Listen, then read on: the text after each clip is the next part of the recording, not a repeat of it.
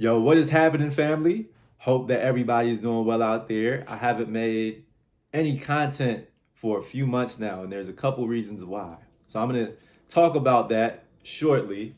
But before we get into that, you'll see this Mickey Mouse projectile that I put together with some paper, a cookbook behind it, and my little snake. My little homie right here is holding it all together. Okay, so I'm going to try to turn into Professor Doodoo today and teach you guys about what I see going on right now in tech and culture and where I think that this leads to. We're at an interesting point. The elections are over. Bitcoin just crossed $100,000. There's a lot going on in the world. People are out of work. The tech industry is still on a downslide. And if you are looking for some sense of hope, some sense of purpose, or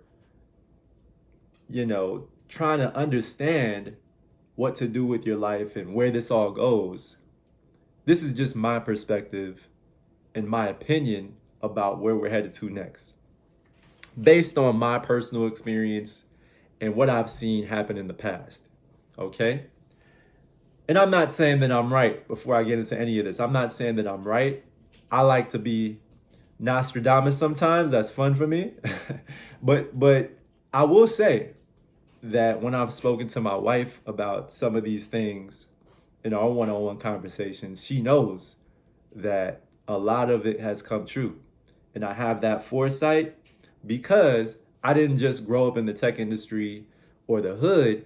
I've lived in both of these worlds, right? And I feel like when you have some connection to what's going on in the real world and in communities, and you have that knowledge of what happens in these corporations, you can start to connect the two. And you kind of have a sense for where things are headed, especially with some of my mentors that I've spoken with over the years, right? So let's talk about, oh, before we get into that, what's been going on with me? I am taking care of myself. As you can see, my skin is glowing and I've lost some weight. I'm taking care of myself very well, as much as I could, eating the right foods, exercising a lot, not getting too much sleep with my kids. That's not gonna happen for a couple of years. But outside of me doing the things that I need to do for my business, I learned to prioritize myself. So if that meant that I didn't make any content, if it meant that I wasn't helping people and I was being selfish, that was what worked for me for the season. And it probably will continue to work for me, at least for right now, because starting my business has been one of the most transformational things that I've done for myself. But it takes a lot of work, understandably, right? And it's my first year of doing it.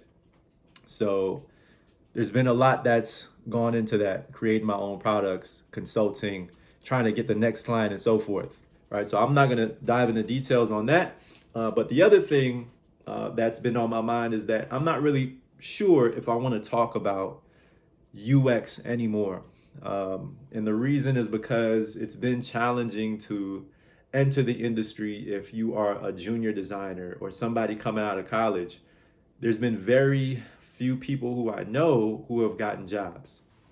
Or when they get jobs, it's not really what they expected it to be. And they go through this whole emotional roller coaster, right? So I'm not really too sure if UX is what I want to talk about. I do love the fact that I've connected design and how that relates to life and the things that it's taught me. But I think what I want to talk about, at least for the next couple of videos, is what I've learned over the past year, owning a business and what it's taken to still prosper and thrive during moments of crisis, right? I think that that's maybe something people could relate to because we all go through hardships. So that may be something that you see in the next few videos. But for now, let me talk about where I think we're headed based on my personal experience. So let me pull up the camera a little bit. Okay. All right. Hopefully that's good for you guys.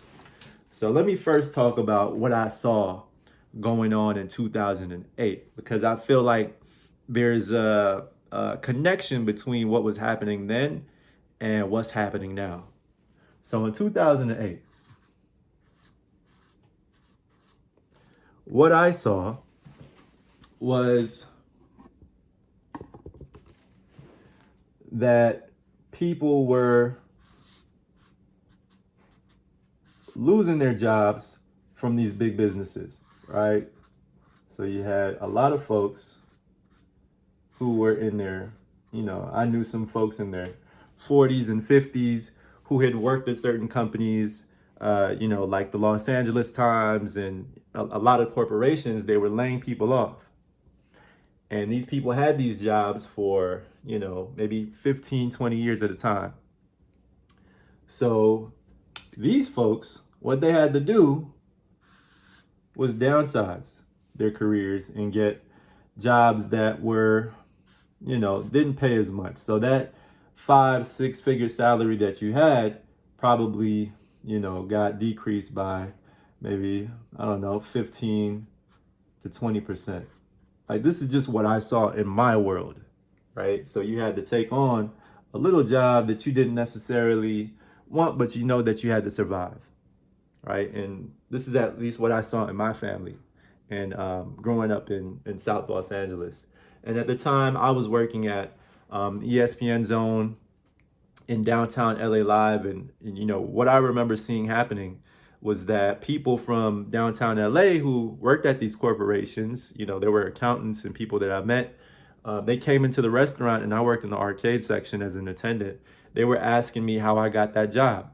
And they would hand me their resumes, and I would see where they worked previously, So it was a really tough time for a lot of people, including myself, because it was hard for me to find that job. I found that job through luck. My mom had passed away, and some of her friends who were connected in the hospitality industry, they got me that job without an interview. So that goes to show that if you do well in life, people will help your offspring. Who knows, right? So that's just how I think now, based on what my mom did for me. Even though she passed on, she hooked me up with a job. It was crazy, because this time was really hard for that, right? And what ended up happening next is that I felt like the culture felt a lot of distrust against large businesses, right? So I saw, as a young person, that there were a lot of creatives here in LA who were coming together. This is happy people that were laid off. They were happy, they were young, laid off folks, not doing nothing. They started building stuff, They were just like tinkering around on their laptops, making videos, shooting photography, right? Doing a lot of fun things. And eventually, what that led to was forming different kind of businesses, right? And all these people that were unhappy, they were like, yo, what's going on here? What is that? I want to be a part of that movement. And so there were different communities that came together. And I remember 2009 to 2012, we were going to these underground events in downtown LA, and downtown LA was reviving, right? There was a lot of gentrification that was going on, but there was this clash between cultures where you saw, the inner city community and, a lot of creatives in the same places. And people were broke, but they were creative and, just living life. It was a different time, a different culture, but it was beautiful for me to see, because I've always felt like I've been a part of two different worlds, right? I grew up in South LA, but I lived in Alhambra, California, which is a primarily Asian community. It felt like two different worlds, and I saw that this was happening on a massive scale here in Los Angeles. And I became a part of this movement in some respects, and that's what led to my career in design, right? But people were looking at what was going on here, especially like in Santa Monica, and they started calling Santa Monica Silicon Valley, right? And with the low interest rate environment, these people were able to build businesses, and eventually, over the next few years, these became large businesses. So they became like huge businesses, right? At least from what I saw. Jessica Alba, I'm trying to think of an example. I remember she created the Honest Company. She was an actress, right? Now her company, I don't know if she still works for them, but this is like a huge business now. If you go into Target, you see Honest diapers. You see, they have all kinds of lotions. But I think that, at the time they started doing this sort of period, right? These became large businesses, and I think the problem now, where we're at today, is that these large businesses have had to make cuts because they're not, who knows, right? They're generating a lot of revenue, but now they're laying people off. This is 2024, right? But during, I would say 2008 or 2009 to like 2012, this is something that happened, right? Now these small businesses, at one point, they became super large. That's where we're at today. Okay? And here's the similar thing that I see going on.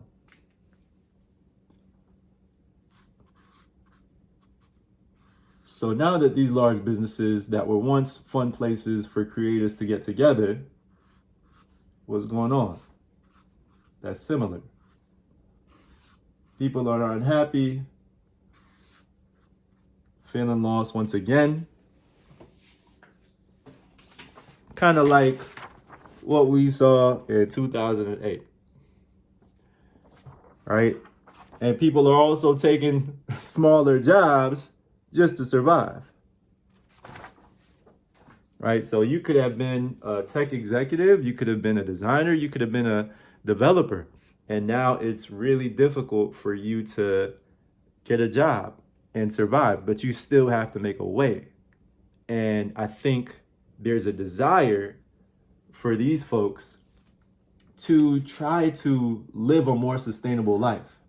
So what do you see now? You see people growing plants, growing their own food, trying to get 1, 2, 3 jobs at a time, right? Doing Uber, investing in the stock market. You see young people doing cryptocurrency, investing in Bitcoin. Right? There's a huge movement around holistic health. People don't trust the medical industry. They don't trust the financial industry. They're trying to get it on their own, however they can.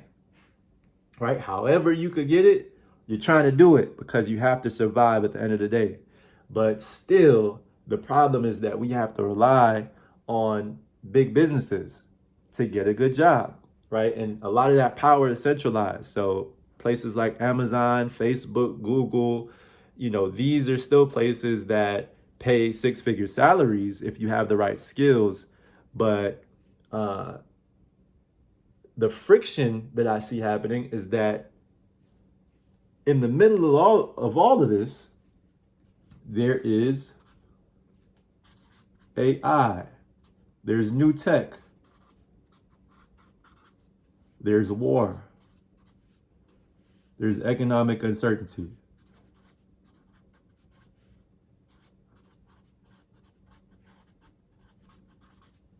And I think that what this does is that it creates a shift.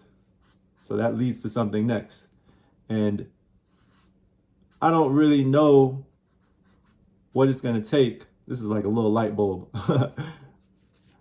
I don't really know what it's going to take for whatever new to happen next. I think it has to be some type of event. I don't know if it's a financial crisis. I don't know what it is, but I think something has to happen for, people to really gravitate towards that next thing, or, for them to have the money to have the next thing happen. And maybe this is happening in some respects, right? Maybe it's happening because, here's a continuation about what's going on in 2024. There's two different camps. You probably see life in, the perspective based on the camp that you're in. But there are people who are laid off and there are people who are thriving because they invested in stocks, Bitcoin,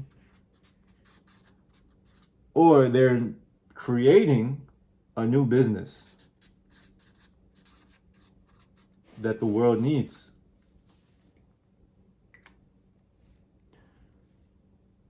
I would say I'm kind of in the middle. I've invested and things are pretty good. And a lot of the folks who I also know who invest, they're doing amazing. And there's even some folks that I've heard who they probably don't even have to work anymore because they invested in the down periods of Bitcoin and cryptocurrency or even stocks. And now all that stuff is blown up. But if you didn't do any of that and you just lost your job and you didn't have any backup plans or whatnot, unfortunately, you probably have a pessimistic perspective on life, or you lost hope, or, there's people who, I'm not saying that any of this is right or wrong. I'm just saying this is what it is right now. Right. But what I think happens next is that a lot of these laid off professionals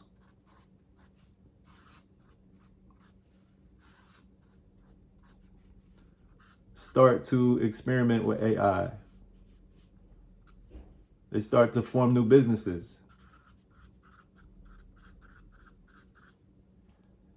They start to look within themselves, right? So this is a person meditating.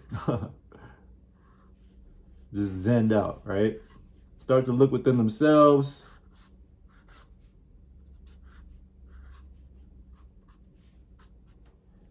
And they find hope somewhere deep down. Because when you have nothing and all you could rely on is faith, that's what you do. The human experience, you find, in the human experience, I think that you find that you're given everything that you need. So I'm not saying that this is everybody, but I do think that I've seen that there are many individuals who are in this place right now. They don't have much, and they're learning a lot about themselves, about the world, and they create something new.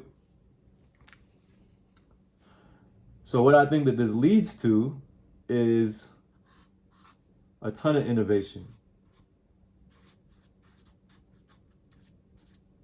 Right? Innovation. I know that looks sloppy as heck, but bear with me. Right?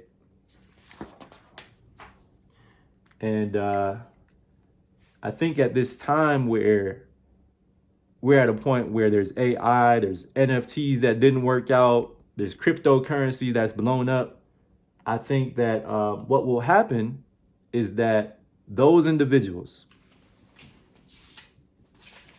these people, right? Sorry for flicking you off. My bad. But those people are going to rethink different industries, whether that's healthcare, which needs a ton of innovation, whether it's technology, whether it's media, the food industry.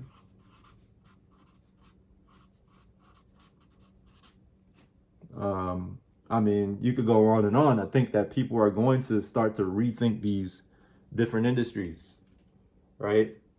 And they're going to leverage the tools to create something on their own or with the community that believes in them, right? You have these social media, and this is in some respects already going on right now, right? If you have a YouTube channel, you blown up.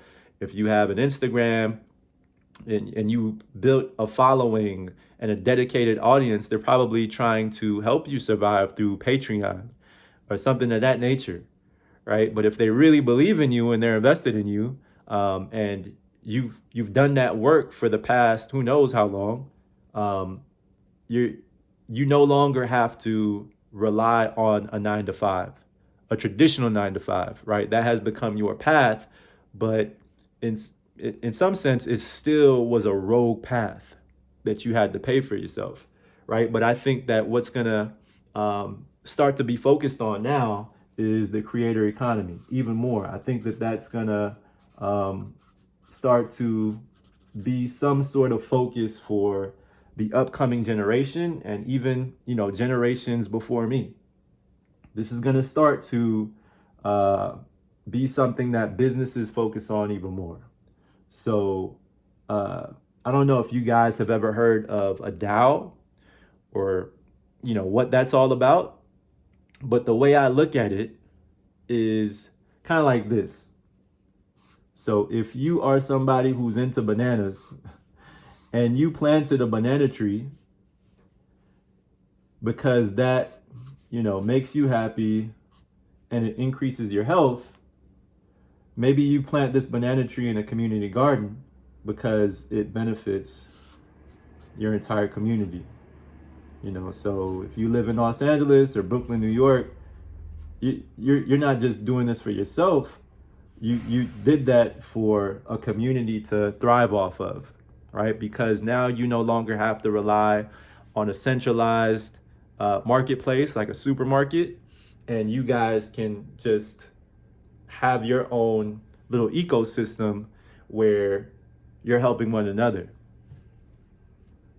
right? So people are buying your bananas, they're eating your bananas, and you guys are helping each other thrive, right? They no longer have to rely on some sort of processed food. It's natural, it's organic. They're investing in you, you invest in them, and it's an exchange where you guys both benefit, right? There's a win-win situation. So I think that this is sort of like how I think about a DAO. And if you've never heard of that, like just look it up, look into it, research it. But the beautiful part about a DAO is that these creators, or even these communities that come together, they can create their own currency or even choose some type of cryptocurrency that they prefer, right? So that's where I think all of this starts to converge, is that AI starts to make it easier for these types of folks to create a business, right? You don't need a ton of people to do that. You don't need a ton of capital. You can leverage ChatGPT and all these different tools that are on the market to work a lot faster, to do things on your own more cheaply, and create something that you probably didn't have the capacity to do back in the day, right? You don't even have to code on your own anymore. You can use some of these tools to generate code for you and build out your own application, right? So I think that it's going to lead to something like this, where AI, cryptocurrency, NFTs, all of these new technologies start to converge, right? So with the cryptocurrency blowing up, it may, the benefit that I see is that it allows people to trust it a lot more, right? Who does not want an asset that went up almost 1,000% in the last 10 years? Who doesn't want that type of asset, right? So more retail investors are, so a retail investor is somebody like myself, or somebody who is like you want to grow your wealth, right? You are not some big hedge fund manager. You don't work for a $1 billion corporation. You just want to grow your wealth, right? A lot of folks didn't, including myself, they didn't trust Bitcoin at one point, but now they probably do, right? So I think that it'll lead to this kind of economy. I would say 2025 to 2030. This is what we'll see, because where is this little piece of paper? Remember, this is what I said earlier. Like 2009 and 2012. This is what was going on, right? So it reminds me of now, because there's a shift, right? A lot of people don't really trust big businesses. There's a lot of centralized power, and in some respects, the problem is that even if you have the experience, even if you have the knowledge, you went to school for your degree, you did everything that you had to do, but it's still impossible for you to get that big time job that you want, right? You may feel that way. So I think that, there is a strong um, probability that something like this can happen, because people are looking to be more self sustainable, um, with their health, with their minds, right? There was the great resignation. People were like, yo, I'm burnt out. I'm just going to try to take care of myself. Um, and I think the next thing is with their money, right? Because the issue is that you want to be self-sustaining, but it it feels sort of impossible when you have to rely on a $1 billion corporation, right? And I'm not saying that if that's what you do, because I've done it myself, like I probably will continue to do it. Who knows, right? That's just the way life is right now. But if you have to do that, the problem is many times that you have to compromise the kind of lifestyle that you want to live. Especially like with people having to go back into the office and work, that has been a struggle for many folks, right? That has been like people who were working remotely, they saw that as a benefit. Now they're getting asked to go back in the office. It's a huge struggle, right? So I think the fact that people want more freedom, they want to live a life that they want on their own terms. I think that it can lead to something like this, right? Where you contribute to a community, they contribute to your prosperity, and there's a win-win in that exchange, right? So I won't talk about the details of a DAO. I won't get into that because I feel like that will just water down and dilute my message here. But the benefit that I see with the DAO is that when if you look into it a little bit further, if you're a creator of a business that leverages a DAO, hopefully I'm talking about this the right way, because I've learned about this over the last couple months.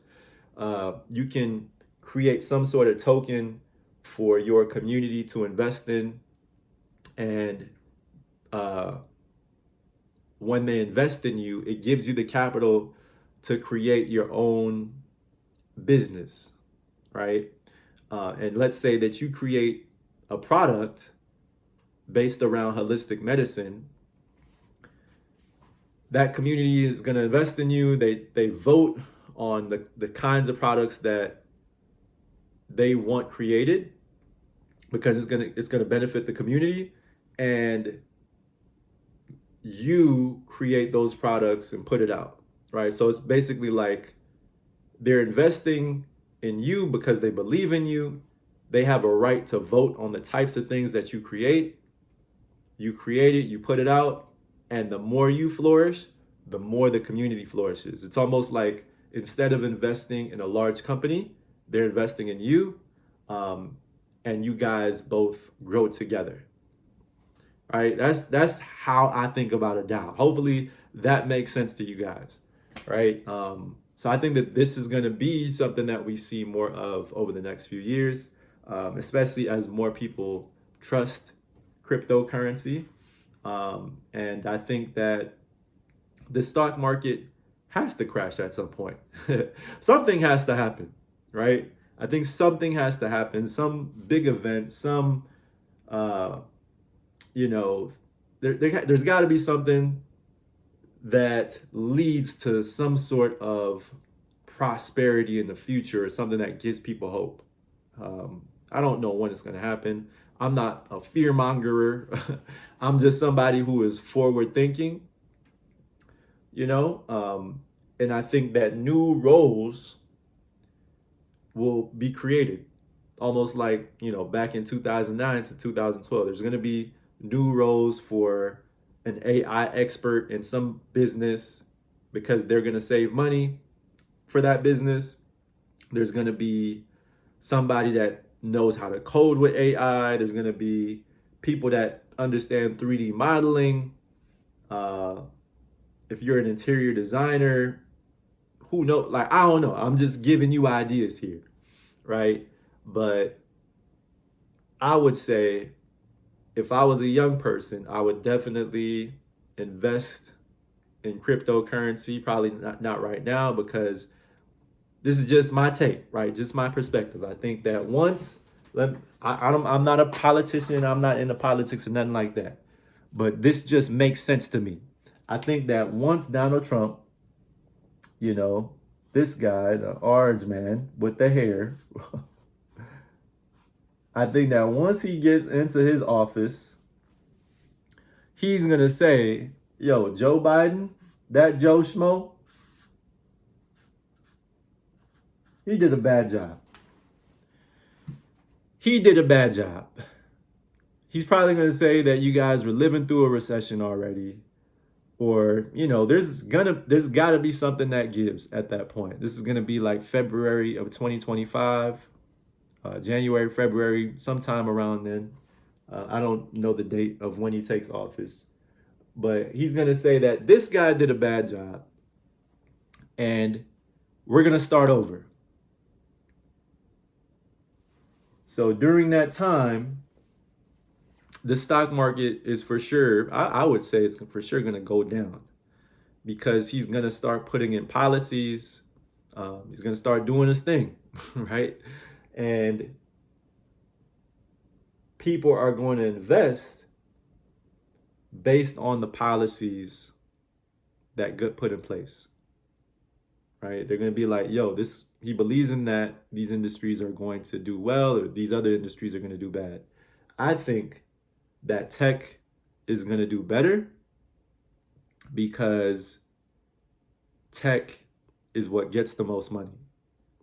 And if people want jobs, if we still want to be an economic power in the world, the US has to lead in tech like we did in the past, right? So I think tech is going to get funded. I don't think that the money is going to move out of that. I think it's going to go more into that, right? It's going to boom over the next 3 to 5 years. So this is just my take, guys. Let's look back on this in like 1 or 2 years and see if I was right. But like I said, this is just my personal perspective. I like to be optimistic. I like to be, somebody who's forward thinking and thinks about the future. And, a lot of times my wife and I, we have these sorts of conversations. So I thought I'd share what's on my mind, where my thoughts are. But like I said earlier, just to recap, I think that there needs to be this convergence of AI, NFTs that didn't do well. It's going to become something else that it wasn't originally intended for. NFTs, DAOs, communities coming together, trying to be self-sustainable. All these things are going to converge, and new industries are going to come from that, because they're going to rethink the way these industries were originally created. I did a little bit of research, and the intention of the internet when it was created was for it to be decentralized.